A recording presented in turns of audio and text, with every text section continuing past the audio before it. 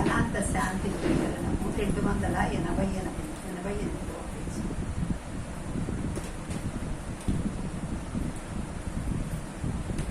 స్వప్న దృక్ప్రచరన్ స్వప్నే Deekshu why దశ సుస్థితాన్ అండజాన్ శ్వేతజాన్ వాపి జీవాన్ పశ్యతి an సదా. ఒకడు తాను స్వప్నములో ఉన్నంత కాలము స్వప్నములోని అండజములు శ్వేతజములు మొదలైన జీవులను చూచుచున్నాడు. మరియు తాను దశ దిశలందు సంచరించుచున్నట్లు కూడా ఆ స్వప్నంలో చూచుచున్నాడు. ఏదైనా ఒకరికి స్వప్నం వస్తే అక్కడ గుడ్డుతో ఉండేవి మనుషులు జరాయుజములు అండజములు శ్వేతజములు అని 4 రకాలుగా జీవరాశులు పుడుతూ ఉంటాయి. ఆ పుట్టే జీవరాశులన్నింటినీ కూడా చూస్తాడు. స్వప్నంలో ఉన్నప్పుడు ఆ స్వప్న ప్రపంచం అంతా తిరుగుతాడు. ఇప్పుడు మనం పోలేం కానీ ఆ స్వప్నంలో అనుకుంటూనే హైదరాబాద్ పోతుంది, ఎక్కడైనా పోతుంది. మనస్సు ఎంత సులభంగా పోతుంది. ఇలా పాడ రైలా ఎప్పుడు అనుకుంటే అప్పుడు పోతుంది. ఆ విధంగా ప్రపంచమంతా తిరిగి వస్తుంది ఆ స్వప్నంలో. ఎందుకు? మనస్సే కాబట్టి, స్థూల శరీరం కాదు. స్థూల శరీరం అయితే దీనికి డబ్బులు కట్టవాలా, ఛార్జీలు కావాలా, ఇవన్నీ కావాలి. ఆ సూక్ష్మ శరీరానికి ఏమున్నాయి? ఆ మనస్సు హైదరాబాద్కి పోతుందో, ఫారెన్ పోతుందో, ఎక్కడికి పోయినా దానికేం ఛార్జీలు. ఆ విధంగా తిరుగుతూ ఉంటుంది. ఈ స్వప్నంలో ఈ మనస్సు అనేక చోట్ల తిరుగుతూ ఉంటుంది అంటారు. తాను చూచినవన్నీ అతని యొక్క మనోభావములే కావున ఆ జీవులకు అతని మనస్సు కంటే భిన్నమైన అస్తిత్వం లేదు. అవి ఆ స్వప్నంలో ఏవేవి చూస్తున్నాడో ఆ చూసేటివన్నీ కూడా తన మనస్సులో ఇదివరకు ఎప్పుడో చూసి ఉంటాడు ఆ విషయాలన్నింటినీ. ఆ చూసినప్పుడు ఆ మనస్సు ఆ రూపం పొంది ఉంటుంది. ఆ పొందినటువంటి ఆ చిన్న సంస్కారాలు లోపల నిలబడి ఉండి స్వప్నం వచ్చినప్పుడు అప్పుడు చూపిస్తుంది. అక్కడ ఆ మనస్సు ఆ రూపం చెంది అప్పుడు చూపిస్తుంది ఆ ప్రపంచాన్నంతా. ఆ విధంగా ఈ మనస్సు స్వప్న స్థితిలో జరుగుతూ ఉంటుంది కదా అంటారు. స్వప్న దృక్చిత్త దృశ్యాంతే న విద్యంతే తదృదకు తదృశ్యమే వేదం స్వప్న దృక్చిత్తమిష్యతే. స్వప్నదృష్ట చూచు మనోగోచరములకు ఈ వస్తు కేంద్రములకు మనస్సు కంటే భిన్నమైన స్వతంత్ర అస్తిత్వము మరియు స్వప్నద్రష్ట యొక్క మనస్సు కూడా స్వప్నదృష్ట చూచు మనోగోచరములకు ఈ వస్తు కేంద్రములకు మనస్సు కంటే భిన్నమైన స్వతంత్ర అస్తిత్వము. ఆ స్వప్నం వస్తుంది, కళ వస్తుంది. రాత్రి పూట కళ వచ్చినప్పుడు ఏ ఊళ్ళో పోయినట్టు, ఎక్కడో బంధువుల దగ్గర పోయినట్టు, వాళ్ళతో కలిసినట్టు, మాట్లాడినట్టు అన్ని రూపాలు పొందుతుంది ఆ మనస్సు. అన్ని రూపాలు పొందుతుంది ఆ మనస్సును మన జ్ఞాన స్వరూపము అది చూస్తుంది. కానీ అన్ని రూపాలు పొందిన చోటు అది నిజంగా చేరిందా? ఈ స్థూల శరీరం పోయిందా? ఇది ఇక్కడే మంచం మీద పడిందా? అది అన్ని ఊహించా. అక్కడ ఉంది, ఇది ఆ ఊరు ఈ ఊరు ఈ ఊరు అని ఏదైతే అనుకుందో అనుకున్న ప్రపంచం అంతా అక్కడ ఆ మనస్సు సృష్టి చేసి మళ్ళా చూపిస్తుంది.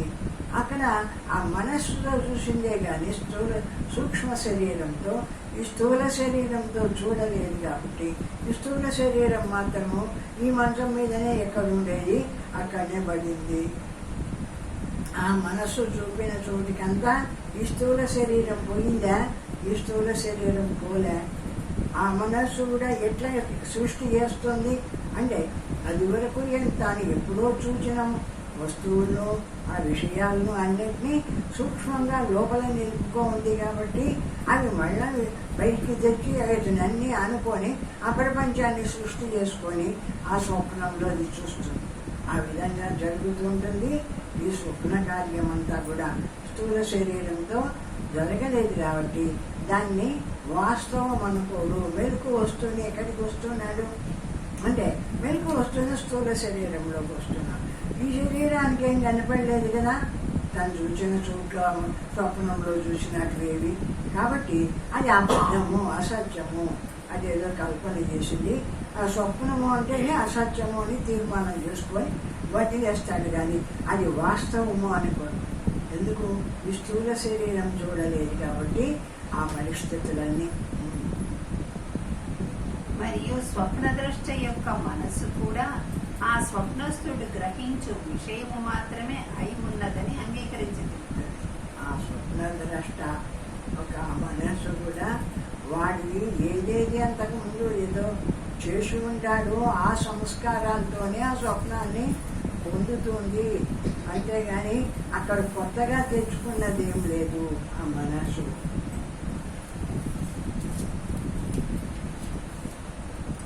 చరణ్ జాగరితే జాగ్రత్తేషు వై దశ సుస్థితాన్ అండజాన్ స్వేదజాన్ వాపి జీవాన్ పశ్యతి యాన్ సదా జాగ్రచ్చిత్తే క్షణీయాస్తే న విద్యంతే తతః పృథక్ తథా తదృశ్యమేవేదం జాగ్రత్త చిత్త విష్యతే. అండజ స్వేదజాది సమస్త జీవులను దశ దిశలందు తాను సంచరించుటయు ఇత్యాది సమస్త దృశ్యములను జాగ్రత్తావస్థ ఎందలి విశ్వని మనో విషయములే అవుతున్నది. జాగ్రత్తలో ఏమేమి చూసిందో ఆ చూసినాటివే మళ్ళా స్వప్నంలో అనుకొని వాటిని చూస్తుంది. చూడనాటివి అనుకోలే, చూడనాటివి కూడా అనుకుంటుంది. అది కూడా ఉంది. ఆ మనస్సుకు ఆ లక్షణం కూడా ఉంది. ఏది చూడలేదనుకో, చూడకపోయినా కూడా అది ఇట్లుంటుంది ఎట్లుంటుంది అని ఊహించి అనుకుంటుంది. కాబట్టి ఇప్పుడు కూడా ఊహించి అనుకోగలుగుతుంది. చూడలేదన్నట్లుగా ఇంకా చూసినట్టువే ఏదేది చూసి ఉంటుందో ఆ రూపాన్ని పొందుతూ ఉంటుంది. మళ్ళా స్వప్నంలో కూడా అదే మనస్సే, ఇక్కడ జాగ్రత్తలో ఉన్న మనస్సే స్వప్నంలో ఆ రూపాలు పొందుతుంది. అదే విధముగా మనస్సు కూడా జాగ్రత్త అవస్థ ఇందలి విశ్వనికి గోచరించు విషయము మాత్రమే అవుతున్నది. విధంగా జాగ్రత్తలు కూడా మనము ఈ ప్రపంచాన్ని అంతా చూస్తున్నాము. అది ఉంది ఇది ఉంది అని మనం చూస్తున్నామంటే ఇది కూడా ఆ విధంగానే స్వప్నంలో మాదిరే. ఇది ఎప్పుడో ఏదో మనం ఎప్పుడైనా చేసి చూసి ఉంటుంది, దాన్ని మళ్ళీ ఇప్పుడు అనుకుంటుంది. మనం ఒక మారుగా హైదరాబాద్కి పోయి వచ్చినాము. హైదరాబాద్ అనుకుంటే ఇప్పుడు మన మనసు మళ్ళీ హైదరాబాద్ రూపాన్ని పొందుతూ ఉంటుంది. ఆ విధంగా ఇప్పుడు కూడా జాగ్రత్త అవస్థలో కూడా ఇది పొందేటువంటి విషయం అంతా ఏమిటి అంటే ఎప్పుడో ఒకప్పుడు తాను పొందిన విషయాన్నే మళ్ళా అనుకుంటూ మళ్ళీ ఆ విషయాన్ని పొంది ఆ విషయాన్ని చూసుకొని ఆనందిస్తూ ఉంటుంది. జ్ఞానమైనటువంటి అదే విధముగా మనస్సు కూడా జాగ్రత్త అవస్థ ఎందలి విశ్వనికి గోచరించు విషయము మాత్రమే అవుతుంది. జాగ్రత్త అవస్థ ఎందు కూడా విశ్వనికి గోచరించు విశ్వ తైజస ప్రాజ్ఞుడు కదా.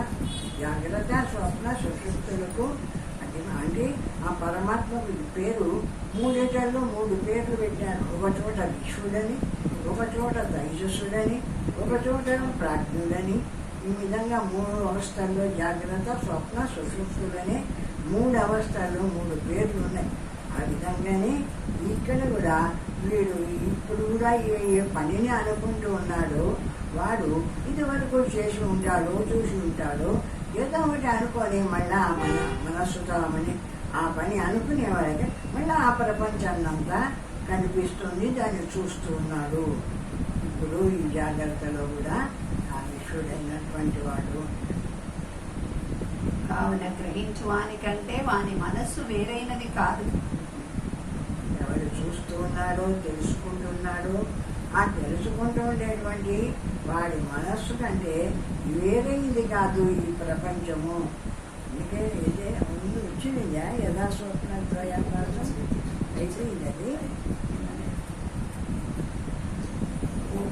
चैतन्योऽन्वदृश्येते किं तदस्तीति नोच्यते लक्षणाशून्यमुभयं తన్మతేనైవ గృహ్యతే. మనస్సు ఈ జీవులు రెండును పరస్పర గ్రాహ్య విషయములై ఉన్నవి. మనస్సు ఈ జీవులు గ్రాహ్య విషయములు అంటే తెలియబడేటివిగా ఉన్నాయి. మనుషులము నాకు నేను కూడా తెలియబడుతున్నాను, నా మనస్సు తెలియబడుతుంది. ఈ మనస్సు బుద్ధి ఇవి చేసే పనులు మొత్తం అన్నీ నా చేత చూడబడుతూ నా చేత గ్రహింపబడుతూ ఉన్నాయి. ఆ నేను ఎవరు? ఆ నేను దీనికి సంబంధించిన వాడిని కాదు. నేనెవరు? అనంతమైన జ్ఞానస్వరూపుడను. అఖండంగా ఉన్న జ్ఞానస్వరూపమే అది. ఈ బుద్ధి వృత్తిని అది ఏదే సంకల్పం చేస్తుంటే దాన్ని అది చూస్తుంది. అటువంటి స్వరూపంగా ప్రకాశిస్తోంది పరమాత్మ. ఒకటి లేక మరి ఒకటి తెలుసుకుని లేకపోవట చేత ఈ రెండింటికి ఇతరము నుండి వేరు చేయు ప్రత్యేక లక్షణములు ఏమీ లేవు. ఆ విధంగా ఒకటి లేకుంటే ఒకటి తెలుసుకోలేదు కాబట్టి వేరు చేయడానికి లక్షణం ఏమి లేదు. ఏది చూస్తూ ఉందో నేను అంటూ చూస్తూ ఉందో ఆ చూస్తూ ఉన్న దానికి ఆ మనస్సు రూపం చెందుతూ ఉందో ఏదేది ఆ మనస్సు రూపము చెంది ప్రపంచాన్ని అంతా సృష్టి చేసి చూపిస్తుందో ఆ చూడబడే ప్రపంచానికి ఆ చూసే దానికి వేరు వేరు లక్షణాలు లేవు.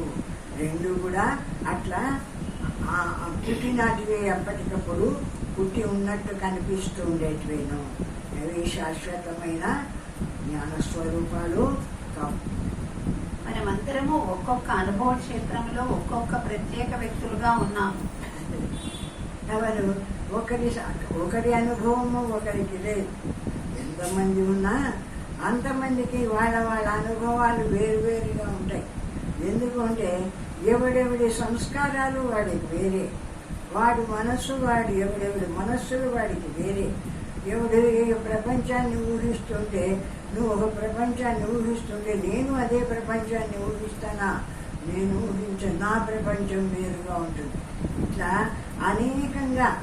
అనేక మందిలో అనేక విధాలుగా రకరకాల ప్రపంచాలు ఊహించుకొని ఇదంతా ఉంది అనుకుంటూ ఈ పరమాత్మ స్వరూపాన్ని తెలియనటువంటి అజ్ఞాన దశలో ఇవే ఉన్నాయి, ఇదే సత్యము అనుకుంటూ ఈ విషయాన్నే చూసుకుంటూ ఆనందిస్తూ ఉంటాడు, సుఖపడతాడు, దుఃఖపడతాడు, బాధపడతాడు. ఏదైనా మన మనస్సుకు వచ్చిన తర్వాతనే కదా. మన మనస్సుకు నచ్చని విషయాలు వస్తే దుఃఖపడతాము, నచ్చిన విషయాలు వస్తే సంతోషపడతాము. అవి వచ్చినటివే ఇవి వచ్చినటివే, ఏవి శాశ్వతమైనటివి కాదు అని అది తెలుసుకునేటువంటి జ్ఞానము లేనప్పుడు రెండింటిని గురించి ఒకదాన్ని గురించి సంతోషపడతావు, ఒకదాన్ని గురించి ఏడుస్తావు. ఈ విధంగా ఈ ప్రపంచంలో ఈ శరీరంతో ఈ విధంగా నాటకం ఆడుతూ ఉంటుంది. ఎప్పుడు పుట్టిందో కానీ ఆ పుట్టి కొంచెం పెద్దయిన వాళ్ళ నుంచి అక్కడి నుంచి ఎంతకాలం బతుకుతుందో అంతకాలము దానికి ఒక ప్రపంచము, దాని సృష్టి, దానికి ఒక సుఖ దుఃఖాలు ఇవన్నీ ఒక కుప్పగా అనుభవింపబడి నిరంతరము వాటిలో కూర్చుంటుంది. ఈ అజ్ఞానమైనటువంటి మనస్సు జ్ఞానం కలిగి దాటేస్తే అప్పుడు అన్నిటినీ దాని కాలుతో దాంతుంది. నాకేది వద్దుకో అని ఎవరు అఖండమైనటువంటి శుద్ధ జ్ఞానస్వరూపుణ్ణి నిరంతటా ఉండేటువంటి వాడు, అంతటా ఉండేటువంటి నా స్వరూపంలోకి ఆ దేహం వచ్చింది. దాని ప్రారంభాన్ని అనుభవించడానికి ఆ దేహం వచ్చింది. నా యొక్క జ్ఞానాన్ని తీసుకొని ఆ దేహము దాని ఉన్నన్నాళ్ళు వాడుకొని అది అనుభవిస్తుంది కష్ట సుఖాలు. అవతల ఆ జ్ఞానాన్ని ఇలా ఇచ్చిపెట్టి వెళ్ళిపోతుంది, ఆ శరీరం పోతుంది. నేను మాత్రము అఖండమై సర్వవ్యాపకంగా ఉండేటువంటి శుద్ధ జ్ఞానస్వరూపాన్ని ఆ విధంగా అర్థం చేసుకుంటే కొంత విషయానుభవం తగ్గుతుంది. కర్తకు ఆయా విషయములతో ఒక విధమైన సంబంధము కలిగినప్పుడే అనుభవములు కలుగుతున్నది. అంతే. నేను అనుకునేటువంటి వాడు ఆ మనస్సులో కలిగిన విషయంతో సంబంధం ఏర్పరచుకుంటే వాడు నావాడు, ఇది నాది, ఈ డబ్బు నాది, ఇల్లు నాది అని ఏదైనా ఒక సంబంధం పెట్టుకున్నాడంటే చూసేటువంటి వాడు వాడికి దానివల్ల కలిగే సుఖ దుఃఖాలు అనుభవింపబడుతున్నాయి. వాడు చూడలేదనుకో, ఈ ఏదైనా చేస్తున్నది వాడు చూడలేదనుకో, వాడికి దేనితోనో సంబంధం లేదు. అంటే మనం నిద్రపోతాం కదా, మనం నిద్రపోయినటువంటి స్థితిలో మన ప్రపంచం ఏదో నడుస్తూనే ఉంది కదా. ఎవరో ఒకరు పేర్కొనే వాళ్ళు ఉన్నారు, కొన్ని పనులు చూసేవాళ్ళు ఉన్నారు, జరుగుతుంది కదా. అయితే ఆ ప్రపంచం ఏమన్నా మనకు తెలియబడుతుంది అంటే తెలియబడకుండా పోయింది. ఎందుకు అంటే ఈ నేను అనేటువంటి ఇది ఈ ప్రపంచం వైపు చూడలే, అజ్ఞానమందు లయించిపోయింది, నిద్రలోకి పోయింది. ఆ జ్ఞానంలోకి ఏం తెలియని స్థితిలోకి లయించిపోయింది. కాబట్టి ఈ ప్రపంచంలో ఏది జరుగుతున్నా దానికి తెలియడం లేదు, అట్లా ఉండిపోతూ ఉంటుంది మన బుద్ధి వృత్తి. జ్ఞాత, జ్ఞేయము, జ్ఞానం అను ఈ మూడును ఒకే దేశ కాలములందు పనిచేయకున్నా ఒక ప్రత్యేక వ్యక్తి యొక్క మనస్సుకు జీవిత వ్యవహారములు చేయట అసంభవమవుతున్నది. జ్ఞాత, జ్ఞేయము, జ్ఞానము అంటే జ్ఞాత అంటే తెలుసుకునేటువంటి వాడు, జ్ఞేయము అంటే తెలియబడే ప్రపంచము. ఏమి ఈ జ్ఞానము తెలుసుకునే జ్ఞానము, ఈ మూడు పని చేయకపోతే ఏ వ్యక్తి ఏ పని చేయలేడు. ప్రతి వాడు కూడా ఈ మూడింటిని తీసుకుంటున్నాడు. జ్ఞాత, జ్ఞాన, జ్ఞేయాలు ఈ మూడింటిని తీసుకొని వాడి ప్రారంధాన్ని అనుభవిస్తూ ఉన్నారు. వాడికి ఏ ప్రారంధం ఉందో, దుఃఖపడవలసినట్లుందో దుఃఖపడవలసినట్లుందో, ఏ ప్రారంధం ఉంటే ఆ ప్రారంధాన్ని ఈ మూడింటి చేత అనుభవిస్తూ ఉంటాడు ప్రతి మానవుడు కూడా. జ్ఞాతకు గాని, జ్ఞేయములకు గాని, జ్ఞానములకు గాని స్వతంత్రమైన సత్యత్వము లేదు. అవి పరస్పర సాపేక్షకముల చేత ఆ మూడును సత్యములు కావు. అదే ఒకదానిని ఒకటి అనుసరించుకొని పుడుతూ ఉంటాయి. అంతేగాని ఒక్కటే జ్ఞేయం ఒక్కటే ఉండే, అంటే చూడబడేది ఒక్కటే ఉంటే ఏం ప్రయోజనం లేదు. చూసేవాడు ఒకడు ఉండేవాళ్ళు చూడబడేదాన్ని, చూసేవాడు ఒక్కడే ఉంటే చూడబడేది లేకపోతే ప్రయోజనం లేదు. అట్లా కూడా చూసేవాడు, చూడబడేది, చూసే చూపు, ఈ మూడు ఒక్కటిగా ఈ ప్రపంచంలోకి వచ్చి ప్రపంచ విషయాన్ని అంతా భావిస్తున్నాయి. కాబట్టి అదంతా సత్యం అనుకుంటున్నాడు. కాబట్టి దీంట్లో ఉండేటువంటి వాడు నేను అనుకుంటూ ఇది నాది అనుకుంటున్నాడు. కాబట్టి ఆ సుఖ దుఃఖాలను వీడు అనుభవిస్తూ ఉన్నాడు. ప్రతి దాని యందు సుఖ దుఃఖాలను అనుభవిస్తూ ఉంటాడు. ఈ విధంగా మూడింటిని తానై కలిసిపోయి ఈ ప్రపంచాన్ని చూస్తూ సుఖ దుఃఖాలను అనుభవిస్తూ ఉంటాడు ప్రతి మానవుడు కూడా. శబ్దస్పర్శాది విషయములు వారిని గ్రహించు శ్రోత్రాది ఇంద్రియముల కంటే భిన్నములు కావు. ఈ శబ్ద స్పర్శ రూపరస గంధములు అంటాం కదా, పంచ జ్ఞానేంద్రియముల చేత తెలియబడే వస్తువులు, ఆ తెలియబడుతూ ఉండేటువంటి ఆ వస్తువులు, ఈ తెలుసుకుంటూ ఉండేటువంటి ఇంద్రియాలు వేరైనటివి కాదు. ఈ ఇంద్రియాలు జ్ఞానేంద్రియాలు ఉంటే, ఈ కళ్ళు ఉంటే ఈ చూడబడే విషయాన్ని చూస్తూ ఉంటుంది, తెలుసుకుంటూ ఉంటుంది. ఈ చెవులు ఉంటే ఈ వినవలసిన విషయాన్ని విని తెలుసుకుంటూ ఉంటుంది. ఈ విధంగా ఏ ఇంద్రియం చేత ఏ పనులు ఈ ప్రపంచంలో జరుగుతున్నాయో వాటిని అన్నిటినీ తెలుసుకుంటూ ఈ ఇంద్రియాల ద్వారా లోపల నేను అనేటువంటి ఈ దేహం నేను అనేటువంటి అజ్ఞానం చేత అనుభవిస్తూ ఉంటాడే వాడివైతే వాడు దుఃఖపడమో, వాడివైతే వాడు సుఖపడమో ఏదైనా జరుగుతూ ఉంటుంది. ఈ విధంగా ప్రపంచంలో ఉండే మానవులంతా కూడా ఈ చూడబడే ప్రపంచంతోనూ చూసే చూపుతోనూ చూస్తున్నాననేటువంటి కర్తృత్వ భావంతోనూ ముడిపడి ఈ ప్రపంచాన్ని ప్రతివాడు చూస్తున్నాడు. వానికి ఇష్టమైనటువైతే నాడు సంతోషపడుతున్నాడు, ఇష్టం లేనటువైతే దుఃఖపడుతున్నాడు.